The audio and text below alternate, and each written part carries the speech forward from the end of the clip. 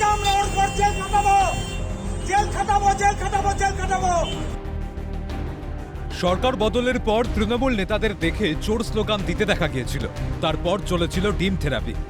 এসবই এখন অতীত। এবার বাজারে টোপর থেরাপি। এমনই ছবি দেখা গেল রানাঘাট পুরসভার ৮ নম্বর ওয়ার্ডে। তৃণমূল কাউন্সিলরকে টোপর পরিয়ে শহর ঘোরালো জনতা। দুর্নীতি ও তোলাবাজির অভিযোগে আছড়ে পড়ল জনরোষ। শুধু টোপর পরানো হলো না, কাউন্সিলর জয়দীপ দত্ত ওরফে বগাইয়ের গলায় ঝুলিয়ে দেওয়া হলো পোস্টার। তাতে লেখা ছিল, জেলে বিয়ে করতে যাবে বগাই। পাশাপাশি আমরা বরযাত্রী কন্যাযাত্রী যাব স্লোগান তুলতে দেখা যায় বিক্ষোভকারীদের। আমরা বরযাত্রী করে যাত্রী যাবো বলেছিলাম, তখন আমায় থ্রেট করেছিল।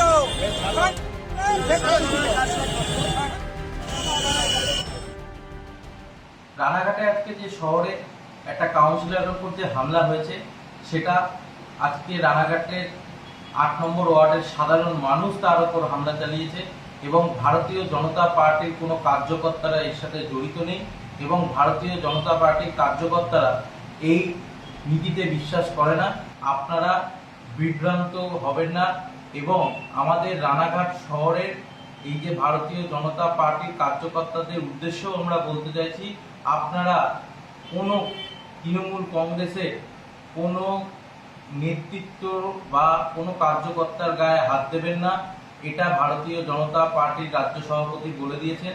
সেই নির্দেশ অমান্য করলে দলের পক্ষ থেকে কঠিন থেকে কঠিনতম শাস্তি দেওয়া হবে এবং পুলিশ প্রশাসন আছে, আইনিভাবে যে কোনো মানুষ যদি কিছু করে থাকে আইনের দ্বারস্থ হন, এটুকুই আমি বলি। দীর্ঘদিন ধরে দুর্নীতি তোলাবাজি সহ একাধিক অনিয়মের অভিযোগ ওই কাউন্সিলরের বিরুদ্ধে। সেই অভিযোগের প্রতিবাদেই এই বিক্ষোভ। পরে কাউন্সিলরকে পুলিশের হাতে তুলে দেওয়া হয়েছে বলেও জানা গিয়েছে। প্রসেনজিৎ বিশ্বাসের রিপোর্ট, ক্যালকাটা নিউজ।